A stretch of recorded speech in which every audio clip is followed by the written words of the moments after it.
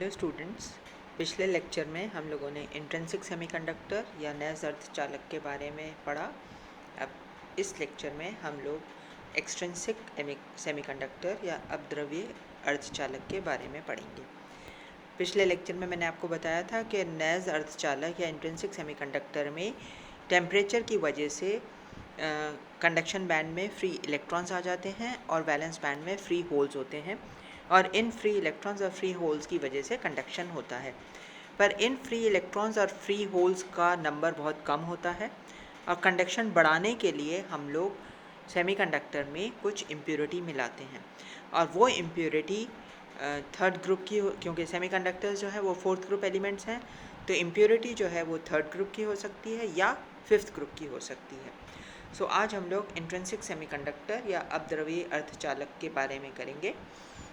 तो और ऑब्वियसली जैसा कि जो दो तरह की हम इम्प्योरिटी मिला रहे हैं, या तो थर्ड ग्रुप या फिफ्थ ग्रुप, तो हमारे पास दो तरह के एक्सट्रिंसिक सेमीकंडक्टर्स होते हैं। एक चीज़ मैंने आपको पहले भी बताई थी कि इम्प्योरिटी जो है हम बहुत कम अमाउंट में, बहुत थोड़ी मात्रा में मिलाते हैं। तो अपद्रव्य तत्व के परमाणुओं की संख्या 10⁻13 से 10⁻17 प्रति मोल के लगभग होती है। मैंने पहले भी आपको बताया था, for about every 10⁻6 to 10⁻10 atoms of the semiconductor, one impurity atom is added.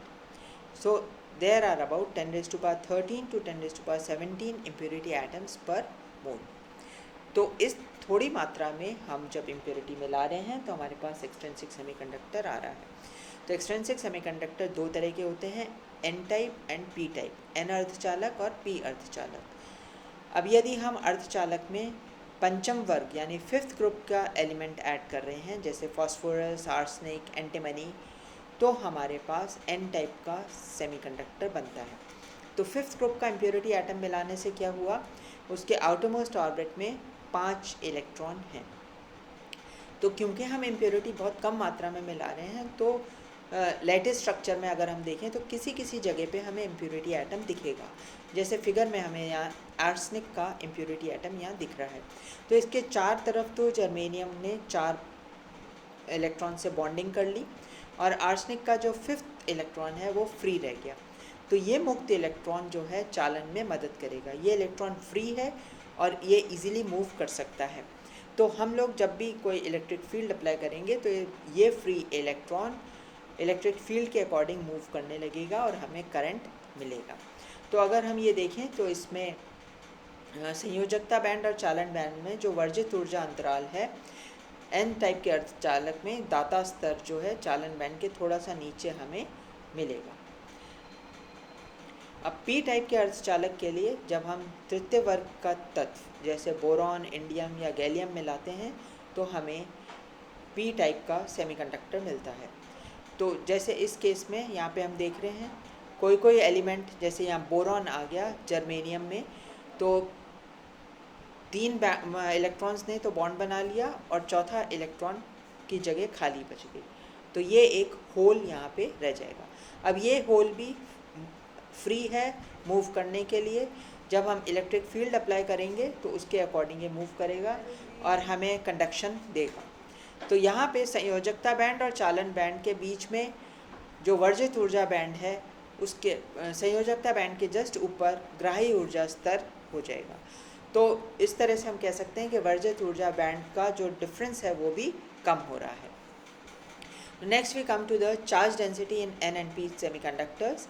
तो नैज़ अर्धचालक में जब हम कम मात्रा में तृतीय या पंचम ग्रुप की संयोजी तत्व मिलाते हैं, अशुद्धि मिलाते हैं, तो हमारे पास नंबर ऑफ़ फ्री इलेक्ट्रॉन्स और number of free holes change हो जाते हैं। बट अगर नंबर ऑफ़ फ्री इलेक्ट्रॉन्स या होल्स चेंज भी हो रहे हैं तो वो चेंज ऐसे होंगे such that n into P is again a constant, वो ni² ही रहेगा। तो जैसे एग्जांपल हम लें, अगर हम एन टाइप सेमीकंडक्टर ले रहे हैं, उसमें नंबर ऑफ़ फ्री इलेक्ट्रॉन्स बढ़ रहे हैं, पर वो ऐसे बढ़ेंगे कि नंबर ऑफ़ फ्री होल्स कम हो जाएंगे। ये होल सप्रेशन भी कहलाता है। So that n into P ni² ही रहेगा। सिमिलरली पी टाइप सेमीकंडक्टर में नंबर ऑफ़ होल्स बढ़ जाएंगे, बट नंबर ऑफ़ इलेक्ट्रॉन्स उसी रेशो में कम हो जाएंगे, वहाँ पे इलेक्ट्रॉन सप्रेशन होगा। तो N और P क्रमशः चालन बैंड में इलेक्ट्रॉन का घनत्व और संयोजकता बैंड में होल का घनत्व है, बट N इंटू P हमेशा Ni² ही रहेगा। तो अर्धचालक में सभी अशुद्धि परमाणु आयनित रूप में उपस्थित होंगे। तो अगर हम डोनर ले रहे हैं, डोनर इम्प्योरिटी, तो दाता अशुद्धि परमाणु जितने हैं उतने हमारे पास फ्री इलेक्ट्रॉन्स आएंगे, और अगर हम एक्सेप्टर इम्प्योरिटी ऐड कर रहे हैं तो जितने एक्सेप्टर परमाणु हैं उतने हमारे पास फ्री होल्स आएंगे। तो हमें रिस्पेक्टिवली ND और Na से रिप्रेजेंट करते हैं। एक चीज़ यहाँ पे ध्यान देने की है कि N टाइप और P टाइप जो सेमीकंडक्टर्स हैं, दे आर इलेक्ट्रिकली न्यूट्रल, विद्युत उदासीन हैं, उनमें कोई चार्ज नहीं होता। अपन कह रहे हैं कि N टाइप सेमीकंडक्टर है, उसमें फ्री इलेक्ट्रॉन्स हैं जो कंडक्शन कर रहे हैं, बट उस पर कोई नेगेटिव चार्ज नहीं है। सिमिलरली P टाइप सेमीकंडक्टर में भी नंबर ऑफ होल्स अवेलेबल हैं कंडक्शन के लिए, पर उस पर कोई पॉजिटिव चार्ज नहीं है। तो हम इलेक्ट्रिकल न्यूट्रलिटी को, विद्युत उदासीनता को इस इक्वेशन से रिप्रेजेंट कर सकते हैं। P + ND is N + Na। P number of holes, ND number of donor impurity atoms जिससे हमें नंबर ऑफ इलेक्ट्रॉन्स मिल रहे हैं, which is equal to N + Na, N number of free electrons और Na impurity atoms का number. Now N can be written as Ni² by P and P can be written as Ni² by N. तो इस equation में अगर हम substitute करें values तो हमारे पास दो इक्वेशंस आ जाएंगी, एक इन टर्म्स ऑफ N और एक in terms of P। So in terms of N अगर हम इक्वेशन ले रहे हैं तो N² + Na - NdN - Ni², इसी इक्वेशन में हमने जो वैल्यू डाली है वही है। एंड P के टर्म्स में ले रहे हैं तो P² + Nd - Na, P - Ni² is 0। तो अगर हम इसका सोल्यूशन करें, क्वाड्रेटिक इक्वेशन है, सिंपल मैथमेटिकल सोल्यूशन हो सकता है। So N = Nd - Na/2 plus √Nd - Na/2 का whole square plus Ni²। Similarly P का रिलेशन भी हम निकाल सकते हैं। तो यहाँ से हम तीनों कंडीशंस ले सकते हैं। पहला, अगर अर्धचालक नैज है, इंट्रिंसिक सेमीकंडक्टर है, इन दैट केस Na और Nd दोनों ज़ीरो हैं क्योंकि कोई इम्प्योरिटी नहीं मिलाई हुई है। तो इन दैट केस N भी Ni के बराबर है और P भी Ni के बराबर है। अब अगर हम N अर्धचालक ले रहे हैं जिसमें हमने फिफ्थ ग्रुप इम्प्योरिटी ऐड करी है, तो Na की वैल्यू 0 है।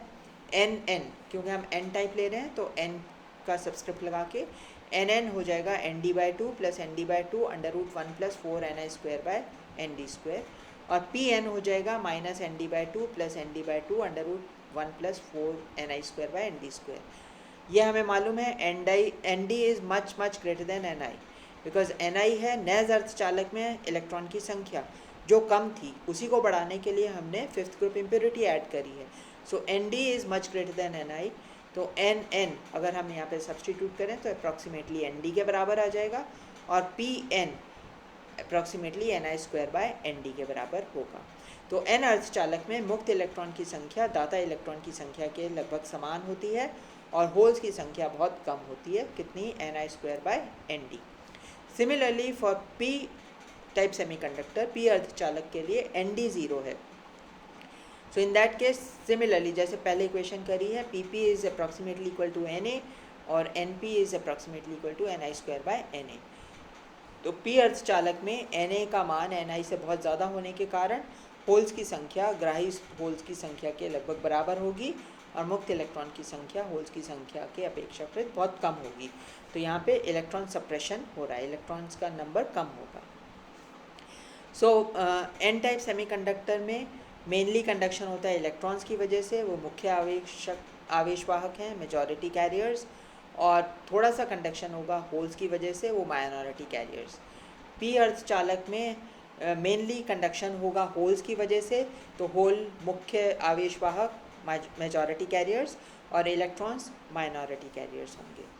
Next we come to the Fermi level in N and P type semiconductors. Obviously Fermi level change हो जाता है।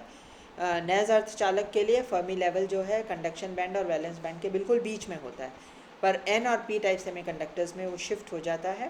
वो शिफ्ट कितना होता है वो देख रहे हैं हम। सो फर्मी डिराक डिस्ट्रीब्यूशन के अकॉर्डिंग हमने पिछले से पिछले लेक्चर में वैल्यू निकाल ली थी। Nn is equal to capital Nn e⁻ ECn - EFn/kT। वहाँ पे हमने EC - EF लिया था, यहाँ पे हम क्योंकि N टाइप ले रहे हैं तो ECn और EFn कर दिया है, which is approximately equal to Nd। Similarly P P हो जाएगा N P E raise to power minus E F P minus E V P by K T which is approximately equal to N A. तो N N by N D को अगर हम सब इस equation से निकालें तो अपने पास आ जाएगा E raise to power E C N minus E F N by K T. तो log N N by N D हो जाएगा E C N minus E F N by K T. E F N क्या हो जाएगा E C N minus K T log N N by N D. Similarly similar expression निकाल के हम ई F P निकाल सकते हैं। ई एफ पी हो जाएगा E V P plus K T log N P by N A. तो इन एक्सप्रेशन से क्लियर दिख रहा है ई एफ एन मतलब एन टाइप सेमीकंडक्टर के लिए फर्मी लेवल की वैल्यू ई सी से थोड़ा सा नीचे है। तो यहाँ पे जैसा कि फिगर में दिख रहा है ई सी एन से थोड़ा सा नीचे ई एफ एन आ रहा है। सिमिलरली पी टाइप सेमीकंडक्टर के लिए पी अर्धचालक के लिए ई एफ पी क्या है ई वी पी प्लस समथिंग। तो ई वी पी से थोड़ा सा ऊपर उसकी वैल्यू होगी। तो ये फर्मी लेवल शिफ्ट हो जाता है एन और पी टाइप सेमीकंडक्टर्स के लिए। और फर्मी लेवल जो है वो देता है हमें एब्सोल्यूट ज़ीरो पर जो मैक्सिमम एनर्जी हो सकती है जहाँ पे इलेक्ट्रॉन्स जिस क्वांटम स्टेट में एग्जिस्ट कर सकते हैं। तो फर्मी लेवल शिफ्ट हो गया तो जैसे एन अर्धचालक के लिए वो कंडक्शन बैंड के बिल्कुल पास है, तो थोड़ी सी एनर्जी मिलते ही इलेक्ट्रॉन्स जो हैं वो कंडक्शन बैंड में पहुंच जाएंगे और वो कंडक्शन करेंगे। तो जब हम अर्धचालक पे कोई बाह्य विद्युत क्षेत्र लगा रहे हैं तो हमारे पास ये जो मुक्त आवेश हैं ये मूव कर सकते हैं और हमें कंडक्शन देंगे। तो दो तरह के कंडक्शंस पॉसिबल हैं, एक तो है कंडक्शन बाय ड्रिफ्ट और एक है कंडक्शन बाय डिफ्यूजन।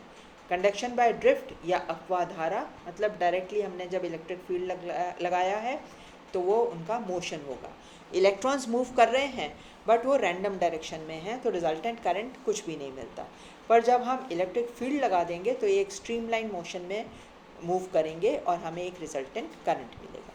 तो अपवाह धारा का मान ज्ञात करने के लिए मान लीजिए किसी एल लंबाई तथा ए अनुप्रस्थ काट के बेलनाकार अर्धचालक छड़ में एन मुक्त इलेक्ट्रॉन प्रति एकांक आयतन है और इसके दोनों सिरों के मध्य हमने विद्युत क्षेत्र ई लगाया हुआ है। तो we consider a cylindrical semiconductor rod of length L and area of cross section A, and we assume that the number of free electrons per unit volume is n, and we apply a electric field E across this rod. तो अगर हम ये मानें कि VE because जब हमने electric field लगा दिया तो एक रिजल्टेंट वेलोसिटी इलेक्ट्रॉन्स को मिल जाएगी जिसको हम अपवाह वेग या ड्रिफ्ट वेलोसिटी कह रहे हैं, जिसको VE से रिप्रेजेंट कर रहे हैं। तो जो टाइम इसको इस सिलेंडर को कवर करने में लगेगा time is L by VE। तो बेलन में कुल मुक्त इलेक्ट्रॉन की संख्या कितनी है, इसका area L into A volume हो गया, N number of electrons per unit volume है, तो टोटल कितना हो जाएगा N into A into L। इनका आवेश कितना होगा, चार्ज से मल्टीप्लाई कर दिया तो NaLe। और अगर हम आवेश प्रवाह प्रति सेकंड निकालते हैं तो NaLe by T which is NaVe by A, V into A। तो हमें ये वैल्यू मिल जाएगी। तो सिमिलरली इलेक्ट्रॉन धारा घनत्व क्या हो जाएगा, current per unit area NeVe। उसी तरह हम होल के लिए भी निकाल सकते हैं PeVH। तो सेमीकंडक्टर्स में कंडक्शन दोनों की वजह से हो रहा है, इलेक्ट्रॉन्स और होल्स। तो कुल धारा घनत्व कितना हो जाएगा JE प्लस JH, तो NeV। एक चीज़ और ध्यान रखिए कि इलेक्ट्रॉन और होल की वेलोसिटी डिफरेंट डायरेक्शन में होगी, बट क्योंकि उन पे चार्ज भी ऑपोजिट है तो उनकी वजह से रिजल्टेंट करंट एक ही डायरेक्शन में होगा। तो जैसे यहाँ पे इलेक्ट्रॉन के लिए लिया हमने -E और -VE, so minus and minus cancel होके हमारे पास टोटल जो करंट है वो हो जाएगा E times NVE plus PVH। अगर हम ये माने कि इलेक्ट्रॉन की मोबिलिटी जो गतिशीलता है वो म्यू से दी जा रही है तो वेलोसिटी कितनी हो जाएगी, mu times E। Similarly VH के लिए हो जाएगी म्यू H टाइम्स E। तो J को हम लिख सकते हैं EN mu E plus P mu H E। और current density ampere per metre square current per unit area. तो ये हमारे पास अगर हम करंट डेंसिटी निकालें सिग्मा J अपॉन E, तो ये हो जाएगा current density upon electric field, conductivity हमें मिल जाएगी EN mu E plus P P mu H. तो n अर्धचालक के लिए जो चालकता है, कंडक्टिविटी सिग्मा n, वो दी जाएगी बिकॉज n कितना हो जाएगा अप्रॉक्सीमेटली nd और p हो जाएगा ni²/nd। तो सिग्मा n हो जाएगा e times nd mu e plus ni²/nd mu h, which is approximately equal to e nd mu e। Similarly p अर्धचालक के लिए सिग्मा p क्या हो जाएगा e na mu h plus ni²/na mu e, which is approximately equal to e na mu h। तो ये drift current n type semiconductor और p type semiconductor दोनों के लिए हम निकाल सकते हैं। नेक्स्ट लेक्चर में हम डिफ्यूजन करंट की वैल्यू निकालेंगे। This is all for today, thank you.